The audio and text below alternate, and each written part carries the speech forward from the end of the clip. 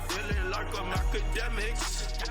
A bunch of stuff yesterday, but today I think the lead thing is obviously going to be Dirk's arraignment. So Lil Durk did have an arraignment hearing today where he did put in a guilty plea. Ironically, number one, first of all, there's no bond as of now, and they didn't even go for bond, right? You know, obviously this is a situation where they probably told Dirk, yo, Dirk, check this out, brother. You're probably not going to get bond. These type of charges, until we see a little bit of discovery, you're not going to get charged. What you're accused of is getting people to kill people, and there's a highly publicized death. You're not going to get bond, right? So you're not going to get bond now. So let's see what they got on you first, and then we can motion for bond, because we don't want to just, I mean, they could have done it in front of the magistrate, but they were going to get told no. So they're going to wait until the district judge picks up the case.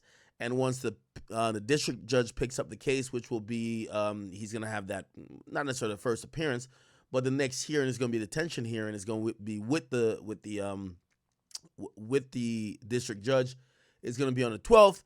And that's when they're going to know a little bit more. Won't have discovery, but they'll know a little bit more. They'll come with all the stuff like, yo, Lil Durk saved some kids from a burning building. Dirk gave away this amount of money. He's been helpful to Chicago. The mayor is speaking up for him. He's just an entertainer.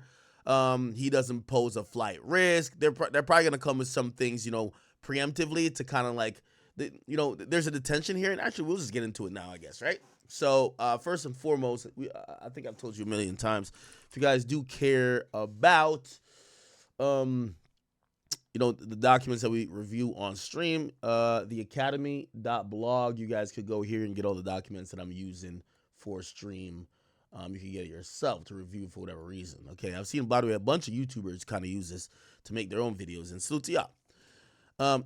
So this is a detention hearing, the detention affidavit that was submitted by the government. This is even before Smirk got to California. But they basically this is kind of bland, Dirk, a.k.a. Lil Blood, Lil Durk, a.k.a. Blood. I never heard nobody call him Blood. And this is his, this is the name Mustafa Abdul Malak, which everybody I guess that's his Muslim name. And they basically said that we request the detention of the defendant for a few reasons. They request pretrial detention, which means until the trial is over, because they're saying there's no condition or combination of conditions that will reasonably assure that two things. A, that he'll appear, right? Which means he's a flight risk. They're obviously going to substantiate that later by saying the nigga was trying to get on a private jet to go to fucking Sweden or actually Switzerland and Italy and then Qatar. Or was it Dubai by way of Qatar? Or it was somewhere else. My bad. Anyway, then it says the safety of other persons of the community. So they're saying he's a risk to the community. That's kind of like implied with the charges. If you're hiring people to get people killed, you got a lot of money. Again, that's alleged. But if you're doing that, kind of reasonable why they might be like, yeah, this guy being free, he might just hire people to kill the witnesses or kill the snitches, right? Who knows, right? So that's kind of the order they put in, and then they say the offense under the 18 U.S.C. or whatever, this does carry a 10-year or greater maximum penalty. And the way how this is looked at, this is the same way how, again, this is not, bond is much different than are you guilty or are you not. So there's no like presumption of innocence or presumption that you are going to show up to court or presumption that you need to get bail, right? Now, a reasonable judge is supposed to make make this decision. However, they usually say with crimes that are where you're facing 10 years or more, or ones that you're facing life, like you don't got no reason to show up to court, because if you blow trial, you're going to jail for life. So why the hell come to court? So with those, it doesn't say you can't get bail, but it kind of dissuades the government from giving you bail, or dissuades the judge from giving you bail, because, you know what I mean, if you're facing life, right? And they use the same thing with Diddy, even though still they try to give you a reasonable understanding, because, I mean, there's a lot of charges that carry over 10 years, right? And then what else? They said the government's entitled to detention hearing if the case involves. So this is where they're going to do detention hearing because of this. A crime of violence, right? Obviously, murder for hire, which the crime of violence is over 10 years, which clearly is carrying life, or a maximum for, or offense where the maximum sentence is life or death, which both include what this is. And they said, and that they believe there's a serious risk the defendant will flee. Okay, so they're gonna have a full hearing on that, and that is going to be what's happening with Dirk. Now, interestingly enough, and the biggest irony of everything, as I was like reviewing all these documents and reviewing this case before I was about to get on here, I said, "Yo, ain't this a trip?" You have Lil Durk.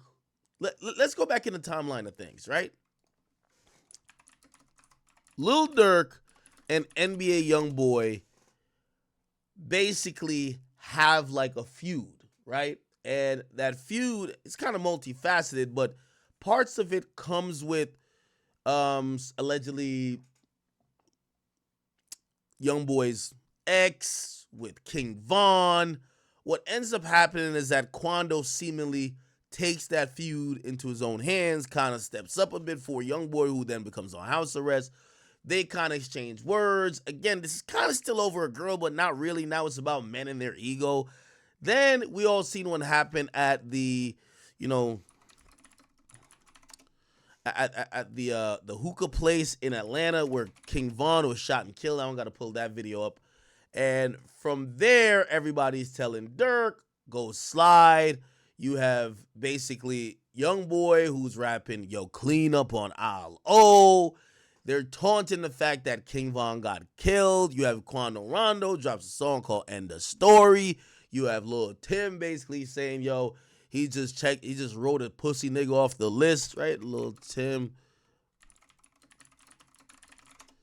Right? He says, bitch ass nigga just checked a new pussy nigga off the list. Quick to gun you down, but check the score, bitch. I don't miss. Like yeah, these guys, to think where it kind of started from, and obviously there's probably little stuff back and forth, left and right, but we're going with the main themes here. Issue over girl, they're getting into it a bit, turns into some other shit. Von dies. They're taunting Dirk and everybody else on O Block because of that. Dirk already, he's stepping up. He starts dissing Youngboy. Aha, I hate Youngboy comes out. Dirk drops some other shit on the Colors tape. YB on the Colors tape. And they're kind of dissing each other back and forth, but everybody keeps telling Dirk, when you gonna slide? You're doing a lot of talking. When you gonna slide? Then we see the Lil Pop situation happen. Lil Pop, Quando, Rondo, gas station. We seen this happen, right? And, okay, so this happens. Everybody's like, what the hell? Like, is this related? We don't know if it's related. Obviously, we then find out that if Von didn't get killed, he would have got caught up in the FBG Duck Rico case. Okay, so Von's out the way. The O Block guys who you would think would slide for Von, because remember, Von had this crew called Get Back Gang, and that would be the definition of getting back, to get Quando Rondo or Lil Tim. And it appears, Dirk is taunting this the whole time. Come outside, come outside. We hear of several shootings in Savannah. Quando Rondo shooting Savannah. Some that happened after a few shows and some other stuff. It was one at the gas. It wasn't even the first. So the LA one wasn't even the first one at the gas station. It was one by a highway. Anyway, there was a bunch of shootings. No one was reportedly hit, but attempts on Quando's life. Then we get to this, where Lil Pop gets killed. Dirk then gets arrested after 5 other individuals in OTF. And I only painted that picture to show y'all that essentially, first of all, Von is dead, right? But NBA Youngboy and Dirk, their issues have kind of devolved to this place. By the way, we'll get into what's going on with Youngboy in a second, but that's what it is. Now, why did I say that? The reason why I said that is because while Dirk pled not guilty today for murder for hire charges, Youngboy simultaneously serving 27 months in jail, or prison actually, federal prison, in an actually very nice for him negotiated plea that had him plead guilty to basically having two guns. It's a global plea, and it'll actually help his situation with the local charges in in Utah. But the point of what I'm saying is that two guys who kind of been embroiled in feuds and this rivalry and beef that took the life of Vaughn, that got Lil Pop killed, that essentially got Dirk locked up. And what I always tell y'all, man, nobody wins. Even in most of these civil situations, and I'm not trying to bring in some Diddy stuff, but like those are the most popular civil cases we've been covering. The only person that usually always wins is a lawyer. The same lawyer who's repped Youngboy to get that plea is now repping Lil Durk. Don't that sound stupid to you? Now, I'm not, by the way, he's a fantastic lawyer. I'm not saying that he shouldn't have got the same lawyer. He's a great lawyer, right? There's a bunch of lawyers, a short list, not short list, but there's a list of really powerful guys who really do good work. And this guy, I'm going to tell you who he is in a second, does amazing work. But I guess I only point out, these niggas beefed it out, lost people on both sides, and the person who collecting a check off both of them is one white man who's a lawyer. What's the point of all this shit? I guess that's what I'm trying to say. What's the point of all that? Y'all did all of this shit to end up paying the same lawyer to get both of y'all out of trouble. And that sounds stupid a little bit to me. It does sound stupid. I don't know if it sounds stupid to y'all, but it sounds stupid to me. Now, who is this person? The person's name is Drew Finland. He's a highly reputable, and by the way, he just looks like, listen, when your lawyer looking like this, you know what I mean? I ain't gonna lie, his suit collection is, he be on one with it. This guy, what's been described to me is a absolute whiz. He's represented Quavo, Takeoff, Offset. He's represented Wife and Lucci. He's the one who got Wife and Lucci coming home next year. Okay? He represented King Von also back in the day. So to be clear, lawyers don't play, they don't really play like beef politics, even though some will stay away from certain rappers when they have heavy allegiance with some. Like, for example, Bradford Cohen. He's a heavy Kodak guy. Don't know really who Kodak don't really get in and really bang with like that, but he's gonna care about Kodak's interests over anybody else. So, usually your rapper client don't tell you don't represent somebody, but if you're really locked in with somebody, they've paid you probably millions of dollars to represent them over the years. Sometimes you'll just fall back, but generally these guys, they represent the cream of the crop, the creme de la creme, right? And yeah, this Drew Finland guy, he's pretty good. It's pretty good. Now, there is so two things I've heard about him, and I hope I'm not like speaking down his name. I'm just telling you what people who have worked or have heard about his work say. Number one, he's amazing. Number two, the reason, and I know some of y'all saying, why not Brian Steele? Well, Brian Steele just got out of a heavy, long case. He probably has other things not only on his schedule, but you want someone who can lock all the way in on you, right? This is why. Oh, and also, Drew Finland has a great reputation with pulling these rabbits out of the hat when it comes to the feds. Okay, he just did it for Youngboy, and even though I said it kind of is stupid that both of these guys beef for all these years and end up got to pay the same lawyer to get both of them out of trouble. It is kind of strategic to get the lawyer who is going to pull a rabbit out of his hat and has a good history of working with the feds, okay? Now, Drew Finland is that. I've heard he does great work, and I've always been told by other attorneys actually. Sometimes, your relationships and, the networking that a lot of these lawyers do grant them a lot of favor in the eyes of the court. Not that they're not great lawyers, but I'm gonna give you an example, right? Young Thug, Brian Steele. So Young Thug and Brian Steele, right? We all know Young Thug got out on he basically got out on time served, but he's gonna have 15 years on probation.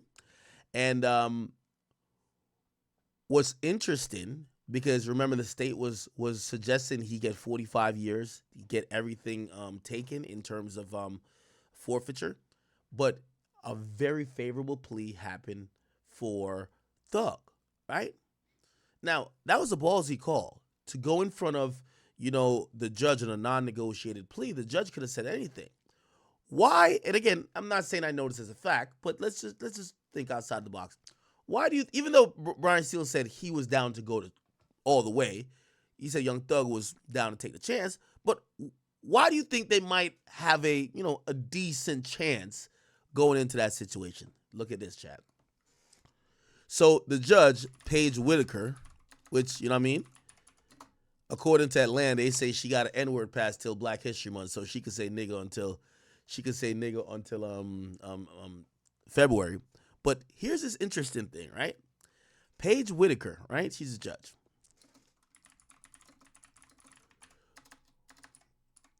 One of her biggest donators when she had a fundraiser was Brian Steele.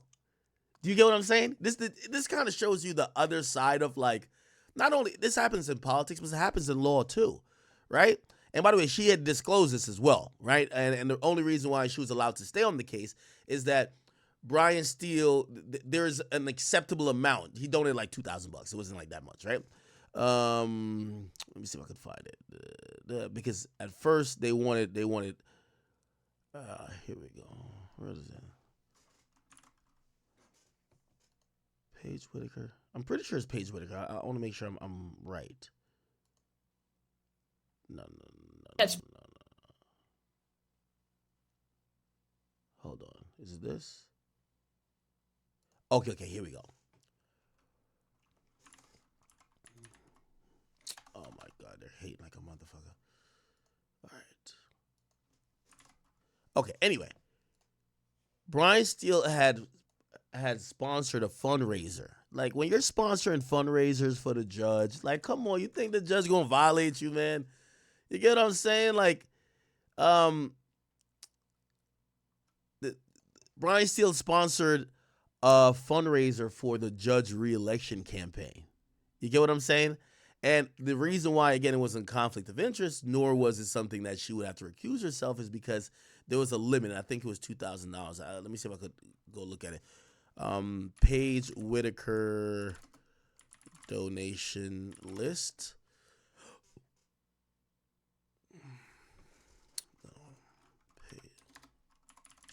Donors. Yeah, okay, here we go.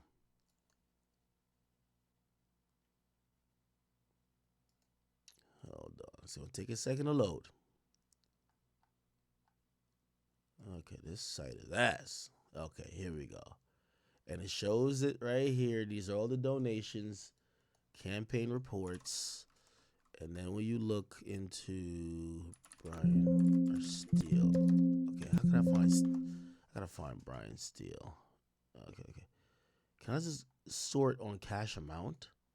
Okay, it's just, y'all gotta just trust me on this one, because there's like 20 pages. I want to go through this just to find Brian Steele. You get what I'm saying? But anyway, the point of what I'm trying to say is that when your lawyer contributed to the election campaign of the judge, come on. You get what I'm saying, people? You get what I'm saying? So, see, somebody here was mad. They were like, yo, the defense attorney should not be the host of fundraisers for judges. And hey, listen, this is a lot of handshakes, and a lot of these deals get done on, as they usually say, the golf course. Yo, hey, this is my big client right here. This is Jeffrey. I need him. Yo, I know you usually go that hard. Hey, the other 3 cases I got with you, you could hit them niggas with the book. But I need Jeffrey. He's paying me millions. I told him I got to make magic work. You remember you owe me a favor. This is my one favor for the year. I need Jeffrey, right? So I'm not saying that exactly what happened, but that is kind of what does happen, right? Okay, cool. So anyway, Drew Finland is supposedly that. You know what I mean? He's a guy who's just kind of going to make some stuff happen. You know, obviously now when it comes to the feds, you know, it's a much different system because there's so many different districts and circuits, and you know, to work in and out of those courts is you're not going to have the best relationship with everyone. But from what I hear, Drew Finland could make some shit shake, right? And what it's telling me is that, as would be expected, Dirk's gonna fight this, right? Like, there's probably not gonna be a plea for him, right? Because the government is sticking fast on he's the leader of the organization. They might come to RICO. They're saying he did the murder for hire. He's the person who set it up. They can't give him no type of plea. They have to go for life, right? So they're looking for all or none. This isn't a situation like 6ix9ine, that even though 6ix9ine was the guy who was funding a lot of situations, was the loudest and most known person of 9 Trey. When they did the hierarchy list of the gang, they didn't put 6ix9ine at the top of the gang. 6ix9ine was an ancillary person that seemingly had more control than he should have due to his money. But, you know, and luckily nobody died too. Somebody had died. Like, if Chief Keef had died, yeah, 6ix9ine would have been clipped for life. But, yeah. So anyway, so 3 lawyers actually filed paperwork today to represent Dirk. One is the one that helped him out on some prior cases before, and that person is, let me find it. So we have, first of all, we have Marissa Goldberg and Drew Finland, right? And then who's the other person? So we have Drew Finland and Marissa, but they're both from Drew Finland's. So these are documents that they submit to the court to say, we're going to represent Dirk. Now, the reason why they have to submit these documents other than just a notice to appear is because it's kind of odd. Even though it's a federal case, because they don't live in the district that the case is being prosecuted in, they're considered as a lawyer that's a non-resident. So they have to file what's called a pro hoc vis. I'm probably fucking up the name, but it means like one time only I could be the attorney. And it's basically saying they're going to have local counsel, which is here. So they're going to use a local counsel to kind of help them out, right? With maybe things that could be specific to California, even though, again, this is still federal. But it's going to be 2 lawyers out of Drew Finland's firm, right? And then there is Dirk's old lawyer that's going to be, what's this guy's name? Let me see. Dirk, remember Dirk beating all them cases in Chicago? The lawyer that helped him with that is also coming on board. I'm going to give you his name in a second. His name is, hold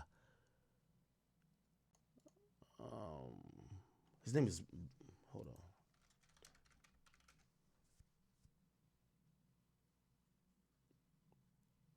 Yeah. His name is Jonathan Brayman. So, Jonathan Brayman. And it's, oh no. No, I was like, Blackstone. What the fuck? No, what the fuck? No, not Blackstone. Jonathan Brayman. Breen. Okay. I think this is the guy right here. So he's the one who helped Dirk beat all them cases in Chicago, all of his like gun cases, and he even lists in here. He even names that he's defended Dirk a bunch, right? He says he's also represented several high-profile clients, including boxer Saul Canelo Alvarez, Mayor Daley, his nephew, RJ Veneco, and Chicago rapper Lil Durk, aka Schmirkio. So, you know, he's probably going to be there to help out with maybe anything that could tie back to Chicago. Obviously, Finland is probably going to control most of the stuff that's going to be dealing with, you know, the federal stuff. But this case could be ongoing and moving. So we'll see who stays on the case and who gets off. Now, this is the same lawyer again, not Bremen, but Finland. This is the same lawyer that got this favorable plea for Youngboy. Okay, wait a second. And okay, yeah, this is the thing I was telling you about. Application for a non-resident attorney to appear. Okay, all right. Now this is when Finland represented Kentrell Galden, which is obviously YB, and this was only 2 months ago. So 2 months ago, he got put on that case, and then quickly, like within like a month, they wrapped that thing up to a plea. And it's actually a really interesting thing because it's what's called a global plea deal, which I'll Google that real quick. Global plea deal. Okay. Yeah. So now this global plea deal for Youngboy had several charges. The feds picked up Youngboy damn near self-snitched on himself when they came in and raided his mansion in Utah. They asked him, "There's any guns in the house?" He says, "Yes." It says, "Whose gun is it?" He says, "It's my girl." They say, "Have you ever touched it?" He say, "Yeah, a few times." They're like, "Wait, did you just tell us you touched? What the fuck?"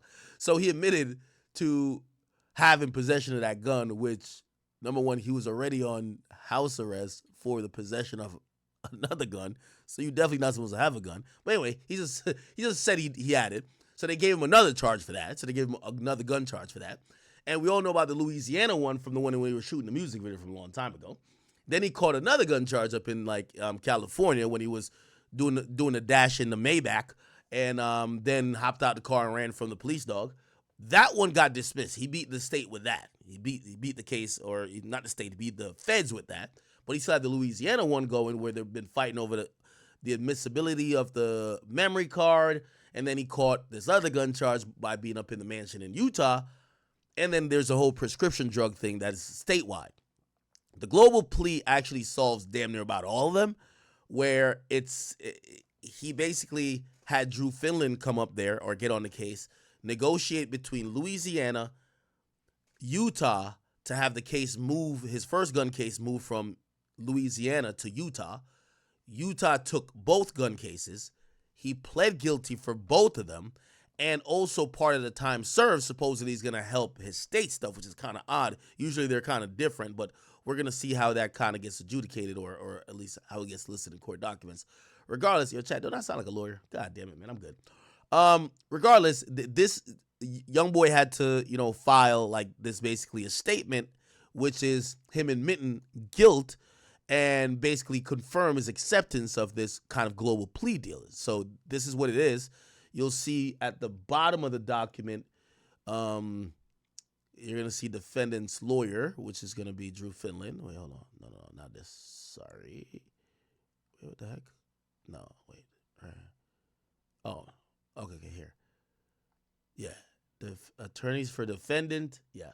Drew, and in that situation, he had, I think one of these people are local to Utah, and then Drew Finland's on there as well. So again, essentially, they both got the same goddamn lawyer. You know what I'm saying?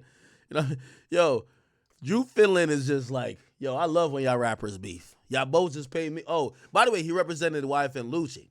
And if Young Thug wasn't locked in with Brian Steele that much, you never know. He might have, he couldn't. That would have been a conflict of interest because one's a victim in the other's case. So Finland couldn't have represented Thug too.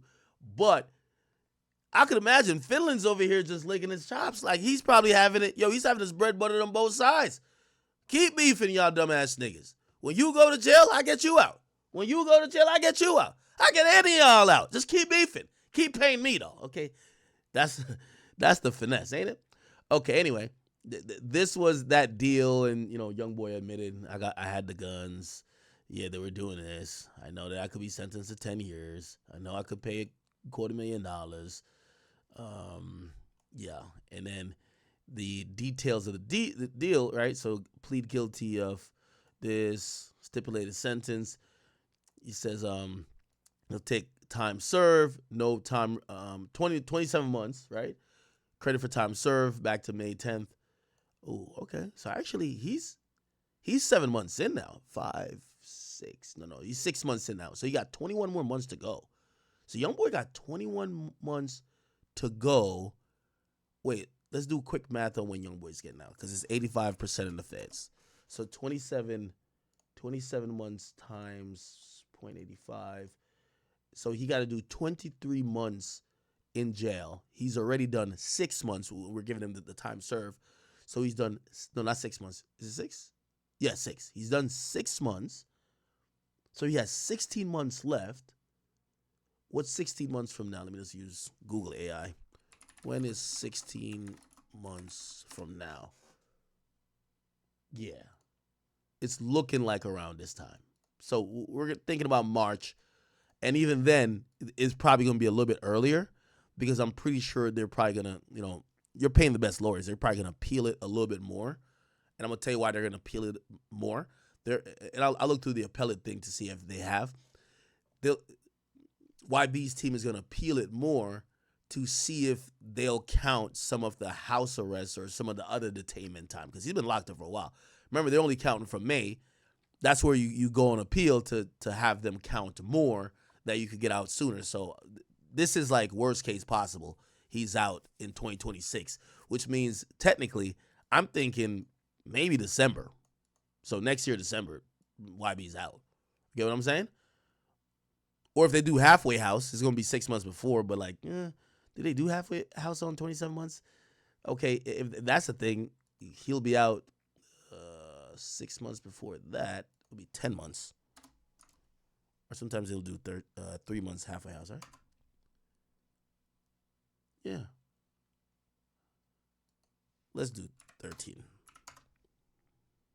Yeah, about next year, December. Around December to March 2026. That's when we'll see Youngboy. Anyway, so he takes 27 months, which, by the way, I think this is a big dub, right? You get caught with 3 guns. 3 guns that you don't even get 30 months? Dub. Win, right? On the other case number, he's getting consecutive to he gets 60 months probation. So I think this is, one of them is for the gun that was in the crib. I think this is the Louisiana case, I believe, actually. Louisiana case. Right? No, I think so. 60 months probation, that's 5 years. Consecutive. So yeah, so he just gets out on probation, 5 years, and he has to pay $200,000. That's chump change for him.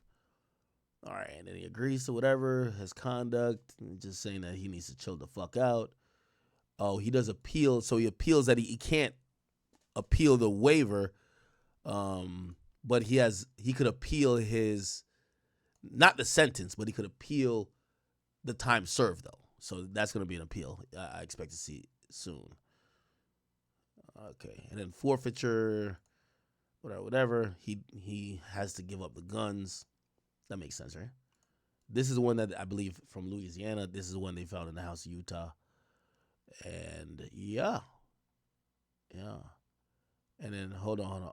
Here we go again.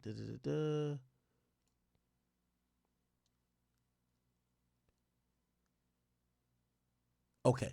Now this is where Drew Finland is a fucking master. Like, this guy is good. Yo. So remember, think about the amount of cases and fuck shit that YB been on. Gun charge, Louisiana. Goes to LA, runs from the U.S. Marshals. They find him. So that's already eluding. That's usually a felony. They find him with the gun in the Maybach. Second gun charge. Goes to house arrest in Utah. They raid the house. He admits to having another gun. 3 gun charges. They then hit him with damn near almost a state RICO for having a prescription drug ring because he was having all of his side hoes and side people and I need them perks. Get me them shits. You get what I'm saying? Usually Fed and state are very separate. For example, I see some people say, I hope Trump frees Tory. The federal president, which is like a governor, which is state president. We're just using the term president as, top guy. Donald Trump can't pardon Tory. Like, that's a state case, right? Like, the feds prosecute federal shit. Like, the state deals with their state shit. Now, could you twist their arm a little bit? Of course. But, fed shit's fed shit. And what I mean by saying that, too, if you get two different situations where you have state time to do and fed time, sometimes they don't let you do it concurrently. Sometimes they say you got to go do your fed time, then your state time. Okay? They treat it very separately. However, in this plea, Finland gets in, and this is a federal paperwork, they get them to acknowledge that, this fed time is also going to count for state time. Brilliant. So the drug ring shit is actually taken care of, and you hear it here.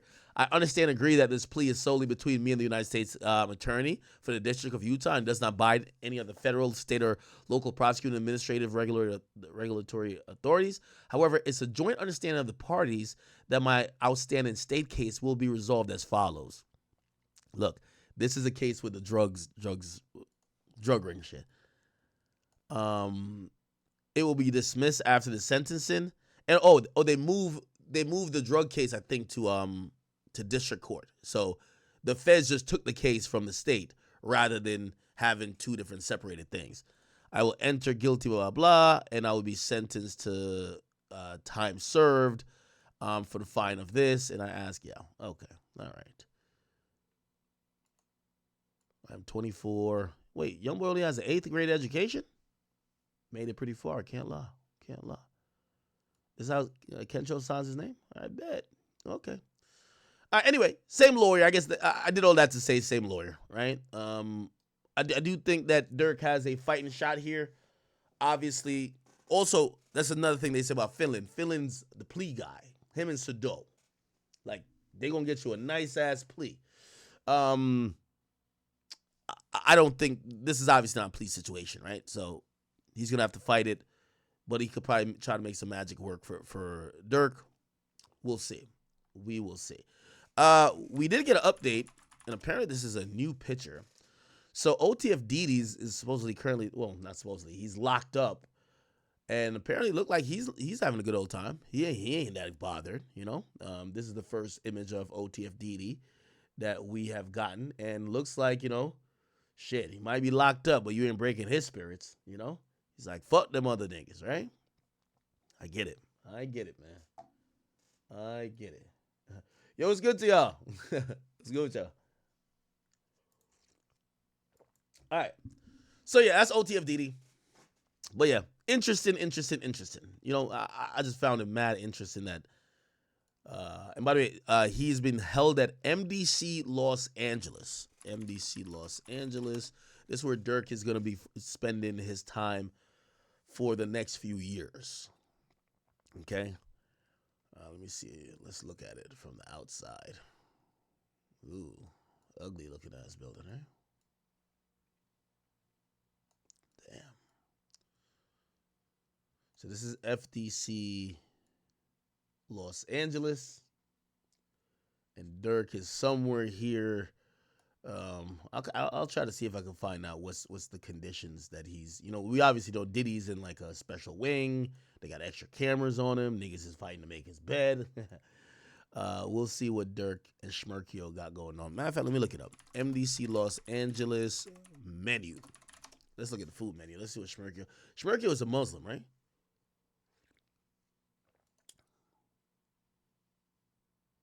Let me see. I'm trying to see what type of, what's the meal plan looking like?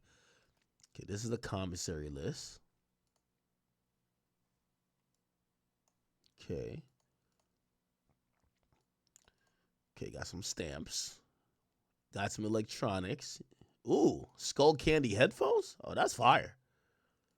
The JVC Sport headphones? That's fire. I like those. Ooh, you could get a little watch. A Timex Iron Man watch? Well, you could buy a watch in jail. I didn't even know. Fire. It's kind of fire. I'm rocking with that. Get 4 batteries. You know what I mean? Could use them batteries, cook some food. I don't know what the fuck. I see niggas in jail do some amazing shit, man. Some real amazing shit. So, AA batteries, they're going to do something. Oh, here are the shoes. Let me see the drip. Let's see the drip. Schmerkio got to make sure the drip fire.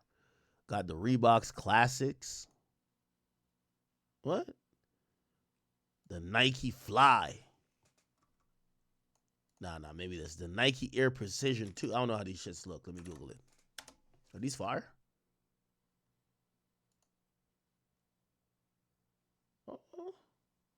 Make a little swagged out in there. Make a little swagged out. Nah, I mean, ain't no Balenciagas done, but make it work. Ooh, got the shower shoes. Ooh, the Reebok sandals. You know Smirky gonna have the Reebok sandals up in there. The Reebok shower sandals. Ooh. All right, here's the meats. Mackerel fillet. I wonder if this is like, yo, you just order it to yourself. Like room service or cell service. I don't know. Tuna. I don't like tuna. I don't eat nothing that live on the water. Anything that live on the water, I don't eat it. Pink salmon. Smoked baby clams.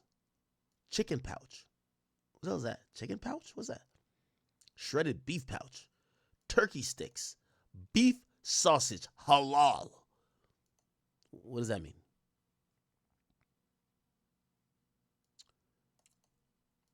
Beef sausage. Beef salami. Spam. Pepperoni slices. Oh, yeah. You got to keep away the pork away from my boy Schmirkio now.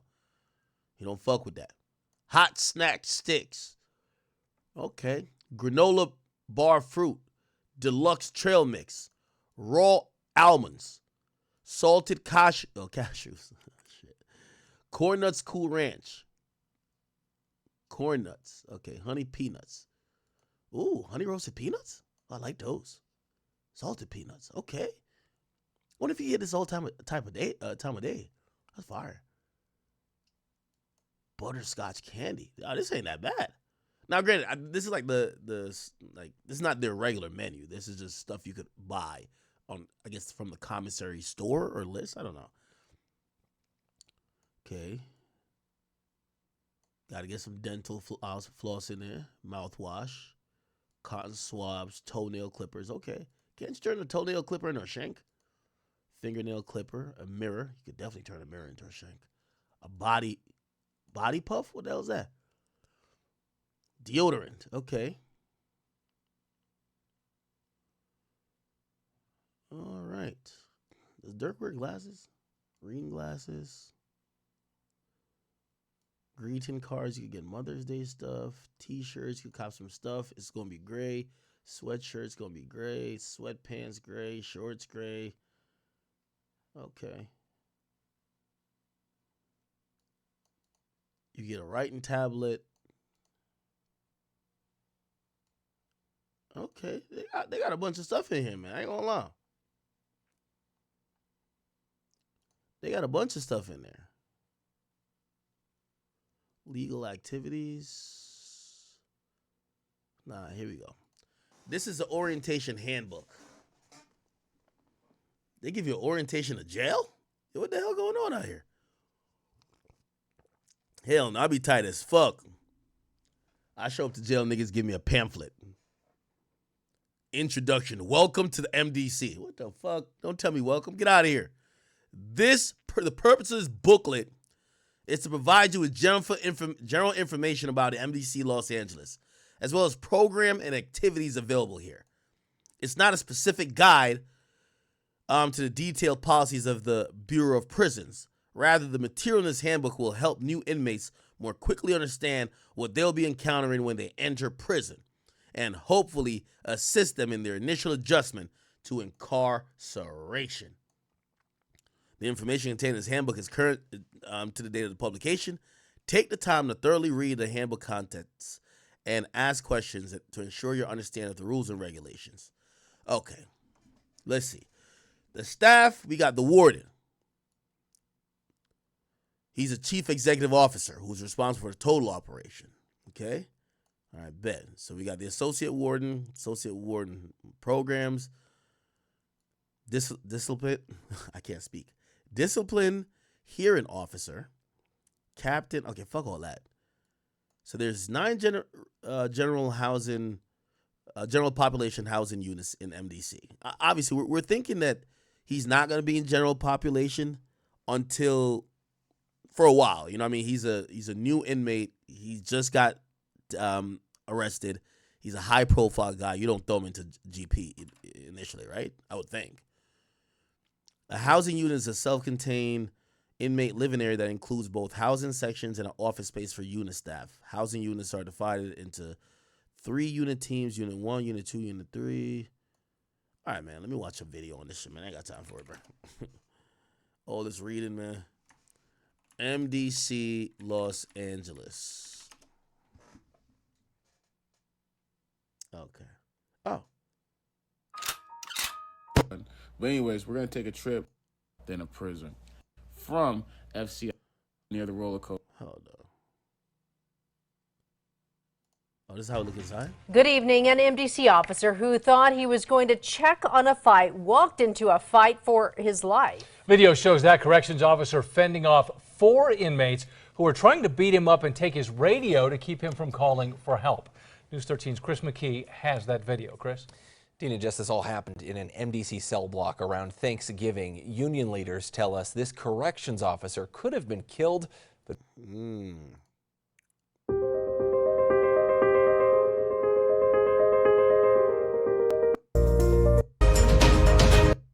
Why the hell they got these type of pictures of the niggas in jail? Hell nah.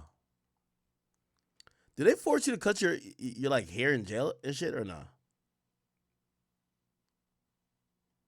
I hope they don't put him in. What the fuck? Oh, this is Pelican Bay. What the fuck? For the past 15 years, life for inmate Jeremy Beasley has been simple and stark. 22 and a half hours locked alone in a windowless cell. Then, for about 90 minutes, he's moved into a concrete pen without windows. Beasley is one of more than 1,000 inmates who live in these conditions at Pelican Bay State Prison, California's highest security law. What in the fuck?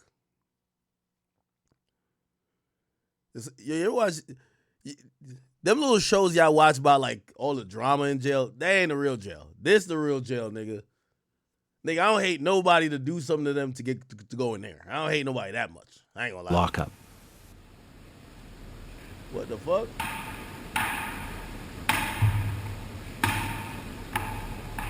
Yo, you know the craziest part? They said this is his outside time.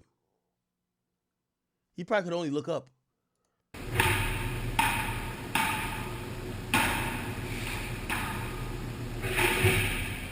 You get bored of it real quick. I believe that, certain people should be isolated. I believe. Nah, this is crazy.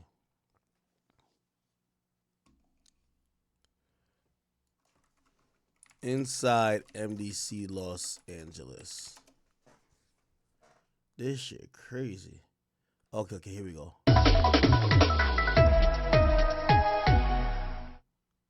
Often hear us tell you about prisoners being put into segregation at the Bernalillo County Jail, but we've never gotten to see what that looks like until tonight. Action 7 News reporter Regina Reese takes us on an exclusive tour and shows us where a man accused of shooting a cop is being held. So Regina, this is the segregation intake 4 unit. This is where you house all inmates that are administrative segregation with a high classification. Behind the doors of maximum classification segregation at the Metropolitan Detention Center. Maximum security. Now, I would imagine that, he would be like max. See, I don't know too much about jails. They definitely have him on some type of protected custody stuff. Which sometimes they tell me that protective custody is like maximum security. For the inmates who are put in there. Inmates like Christopher Cook. He's charged with attempted murder after Albuquerque police say he shot one of their own, Officer Lou Golson, during a traffic stop. There's 4 tiers to a pod in the maximum unit, in the cage area. Each inmate is in a cell by himself. They get just 1 hour out of the cell each day to shower, use the phone, and talk to other inmates. Only 1 inmate is allowed out at a time. Typically, a lot of inmates do sleep. They do review legal material, correspondence, mail. Typically like to read a lot too. And hopefully not cause disturbances while they're in custody. Inmates in segregation have the option to spend an hour each day outside, but they have to be in these enclosures, and they are in these by themselves. Some of those inmates, including Christopher Cook, were... Nah, this is crazy. Nah, this is crazy, chat. All right.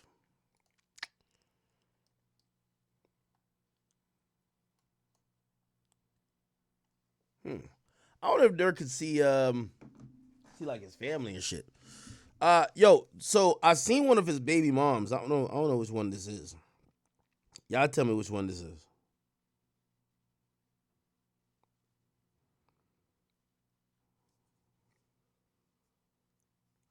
Hold on. Which one of Dirk baby moms is this?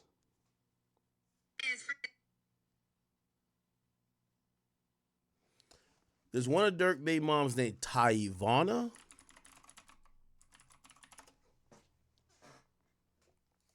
It's posting. Give me a second. Let me load up the YouTube chat while I'm doing that.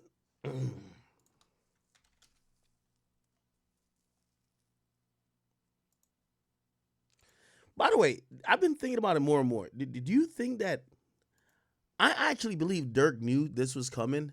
I think that's why he makes a song like All My Life, bro. I think he got more religious when he knew this was coming.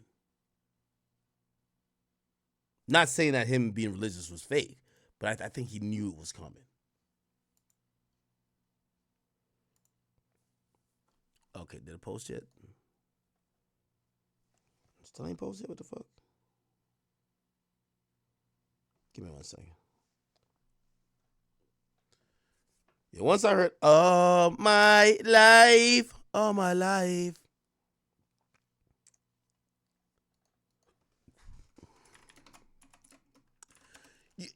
I have a whole theory to this whole thing, right? So, welcome to another episode of. I remember Dirk like basically telling me, he said, "Ak, I want to do this interview with you. This is the last time I'm gonna ever speak about any of this shit." But there was an air to him kind of almost saying, "Yo, I'm closing this chapter for once and for all. I'm closing it. I'm closing this chapter, right?" But he was already starting to transition, right? Like, he was, definitely heavy into his faith and everything else. But I think this interview now, I look at it differently because I remember him saying to me, he said, "Ak," and I know some people were like, yo, they probably thought I was just asking random shit. No, Dirk told me, he said, "Ak, you know what the people want you to ask me? Ask me. This is the last time I'm ever talking about this shit." And, I mean, I guess now in hindsight, certain things that I think he wanted me to ask him, I didn't ask him. But shit, I think he kind of knew, not that an indictment was coming, but that how he was moving around and operating, he needed to change. He needed to pivot. And I believe this interview was the closing of the chapter on that door. Now, granted, did he still mention certain stuff in music? Of course. Of course. Yes. But was he kind of like angling towards somewhere else? Yes, because he comes out with Almost Healed afterwards. The records he's putting out is All My Life. Yeah. Very different, right? Okay, did this load up yet or no?